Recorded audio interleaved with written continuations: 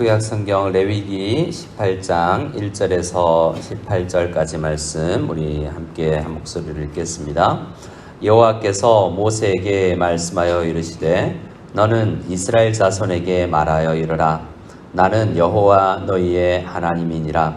너희는 너희가 거주하던 애굽 땅의 풍속을 따르지 말며 내가 너희를 인도할 가나안 땅의 풍속과 규례도 행하지 말고 너희는 내 법도를 따르며 내 규례를 지켜 그대로 행하라.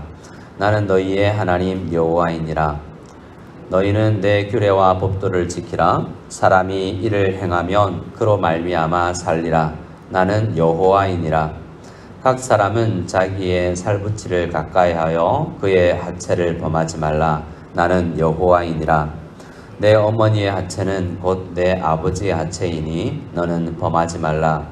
그는 내 어머니인즉 너는 그의 하체를 범하지 말지니라. 너는 내 아버지의 아내의 하체를 범하지 말라. 이는 내 아버지의 하체니라. 너는 내 자매 곧 내 아버지의 딸이나 내 어머니의 딸이나 집에서나 다른 곳에서 출생하였음을 막론하고 그들의 하체를 범하지 말지니라. 내 손녀나 내 외손녀의 하체를 범하지 말라. 이는 내 하체니라. 내 아버지의 아내가 내 아버지에게 낳은 딸은 내 누이니 너는 그의 하체를 범하지 말지니라. 너는 내 고모의 하체를 범하지 말라. 그는 내 아버지의 살붙이이니라. 너는 내 이모의 하체를 범하지 말라. 그는 내 어머니의 살붙이이니라. 너는 내 아버지의 형제의 아내를 가까이하여 그의 하체를 범하지 말라. 그는 내 숙모니라. 너는 내 며느리의 하체를 범하지 말라. 그는 내 아들의 아내이니 그의 하체를 범하지 말지니라. 너는 내 형제의 아내의 하체를 범하지 말라. 이는 내 형제의 하체니라. 너는 여인과 그 여인의 딸의 하체를 아울러 범하지 말며 또 그 여인의 손녀나 외손녀를 아울러 데려다가 그의 하체를 범하지 말라. 그들은 그대의 살붙이에이니 너는 악행이니라. 너는 아내가 생존할 동안에 그의 자매를 데려다가 그의 하체를 범하여 그로 질투하게 하지 말지니라. 아멘. 우리 매일 성경 본문에 따라서 오늘은 레위기 18장 말씀을 함께 묵상합니다. 함께 우리가 읽었지만 그 내용이 우리가 이곳에서 이 말씀에서 무엇을 묵상해야 할까 할 정도이고 또 나누기에 있어서 민망할 정도의 그런 죄악된 내용입니다. 근데 먼저 생각할 것은 이렇게 우리는 타락하였고 참 우리에게 있는 이 욕구와 우리의 뿌리 깊은 그 욕망은 정말 어떤 한계가 없구나라는 것을 생각하게 됩니다.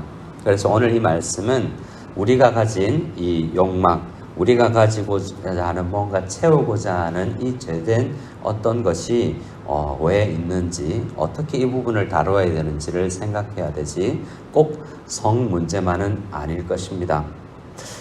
몇 년 전에 우리 교회에 와서 강의를 하셨던 한 장로님께서 이런 부부 생활 세미나 같은 것을 몇 가지 나누어 주셨는데요.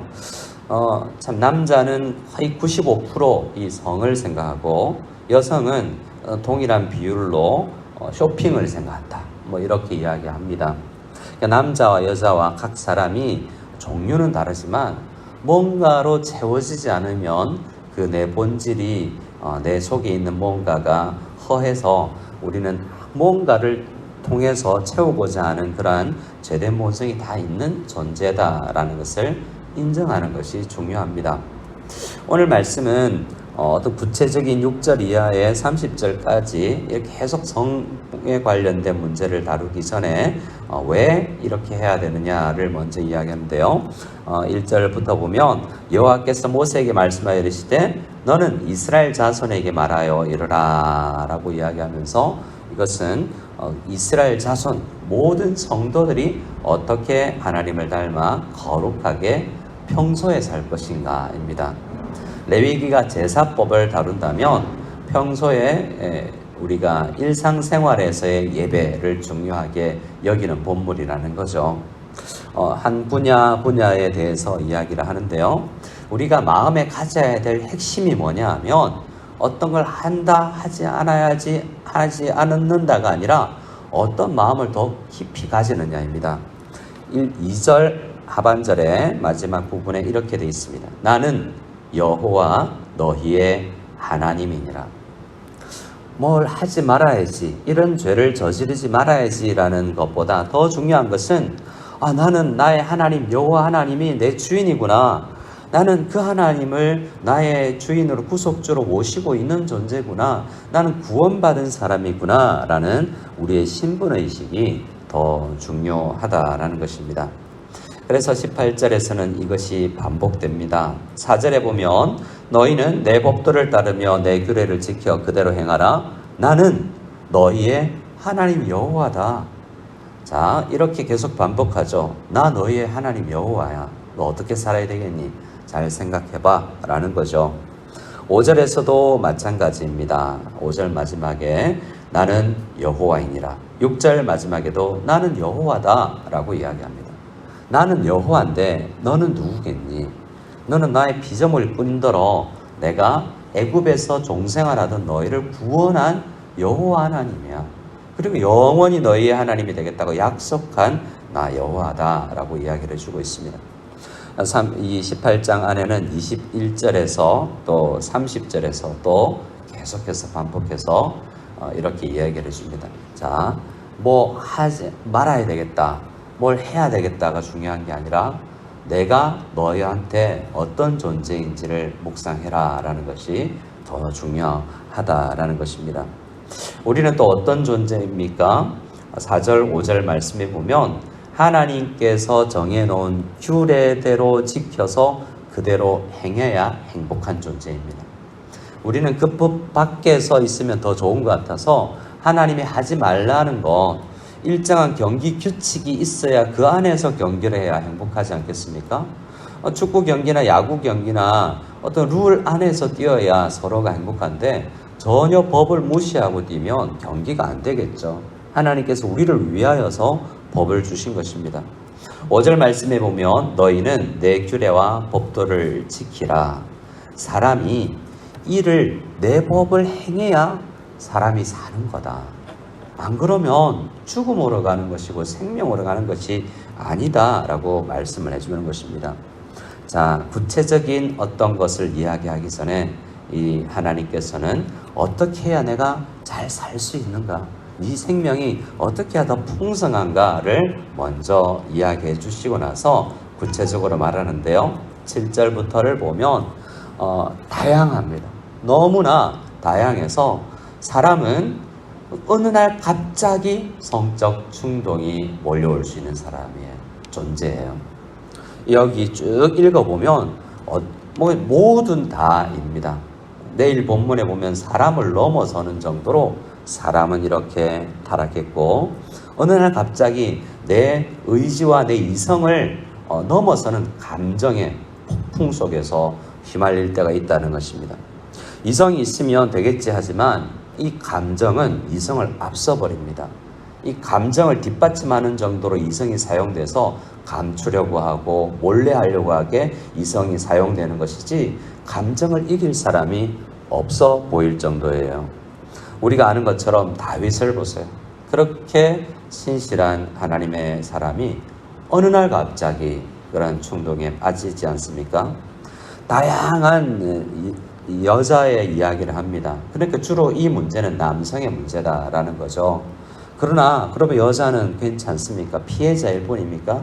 아닙니다. 오늘 성 문제를 이야기하지만 오늘 이 말씀은 우리에게 있는 욕망을 어떻게 다뤄야 되는가의 문제라고 하겠습니다. 어떻게 해야 되겠습니까? 그리스도인들은 어떤 책에서 꼭 필요한 것을 적당하게 누리는 법을 아는 사람들이라고 했습니다.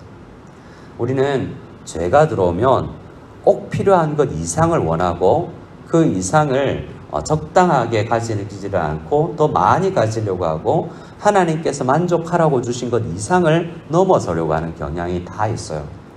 성 문제를 하면 아내를 넘어서서 다른 존재를, 또 성이 아니라 어떤 가지고 싶은 것은 내가 어떤 물건을 사야만 채워지는 이런 부분은 우리가 다 가지고 있다는 것입니다. 요한 1서 2장 말씀을 보면 육신의 정욕, 안목의 정력, 이생의 자랑 모두 다 이런 영역을 가지고 있다는 거죠. 어떻게 해야 될까요? 하나님께서 우리에게 주신 귀한 말씀들이 있습니다. 오늘은 구체적으로 7절 이하에 이것 하지 말라 저것 하지 말라가 아니라 어떻게 해야 더 좋은가를 생각해야 되겠죠. 하지 말아야 될 건 너무 많기 때문입니다. 잠언 말씀에 보면 창세기 말씀을 먼저 보면 2장 24절에 남자가 부모를 떠나서 그의 아내와 합하여 둘을 한 마음으로 이루죠.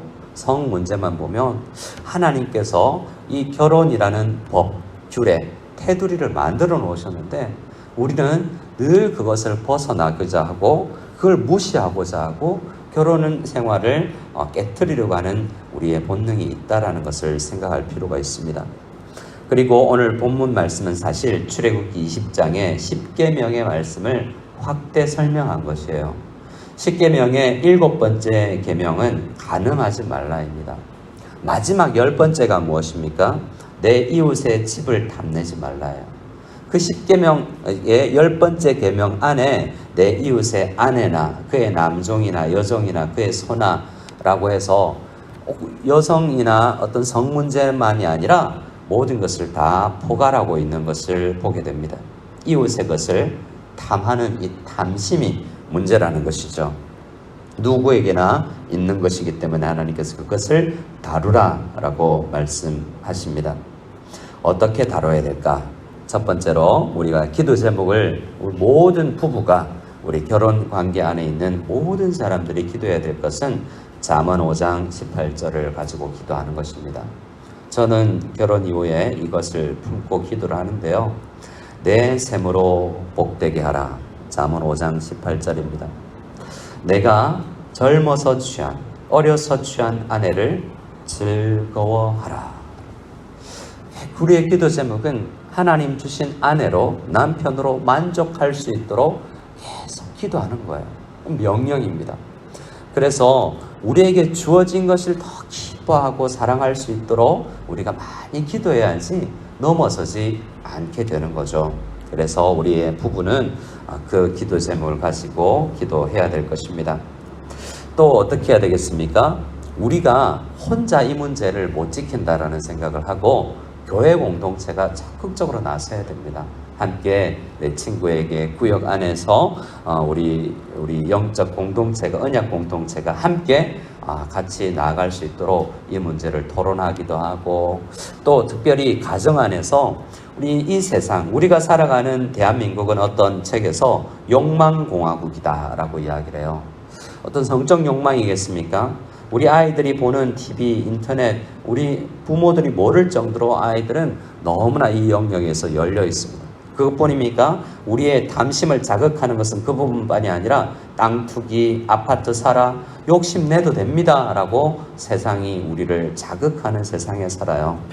성형이나 교육이나 여러 대치동이나 우리 신림동이 상징하는 것은 우리의 탐심을 채우라고 이 세상은 계속해서 우리를 유혹합니다. 어떻게 됩니까? 그런 광고를 볼 때, 그런 드라마를 볼 때 자녀들과 함께 우리 공동체가 되어서 우리의 어떤 욕망을 자극하는 것인가? 저게 올바른 것인가? 우리 아이들과 충분히 대화를 나눌 수 있습니다. 물론 교회 공동체가 함께 나서서 또 같이 이런 일들을 이야기하고 나누면서 서로 연합하여서 이 문제를 해결하려고 하면 되겠죠. 가장 중요한 것은 무엇입니까? 우리 앞서 말씀드린 것처럼 나 너희의 하나님 여호와다. 하나님으로 만족할 수 있도록 계속 기도하는 것입니다. 하나님으로 만족하지 못하니 욕망이 하나님을 향한 갈망으로 채워지지 않으니 다른 것으로 채워야 되는 거죠. 가장 큰 우리의 기도의 제목은 그래서 하나님으로 가장 채우는 것입니다. 이 아침에 우리가 기도할 때 하나님 내 눈을 열어주셔서 하나님으로 가득 차게 해주십시오. 하나님 나에게 주신 아내로 하나님 나에게 주신 남편으로 만족하고 평생을 즐기는 사람이 되게 하옵소서 간절히 기도하고 기도하기는 또 우리 교회가 다 다양한 문제를 가지고 함께 토론하고 양육하고 훈련할 수 있고 세계관을 같이 함께 나눌 수 있는 그런 좋은 나눔이 있는 교회가 되게 하옵소서. 간절히 기도하여서 주님께서 우리 이 땅을 살아가는 신실한 성도들이 다 될 수 있도록 역사하실 줄 믿고 기도하는 우리가 다 되었으면 좋겠습니다.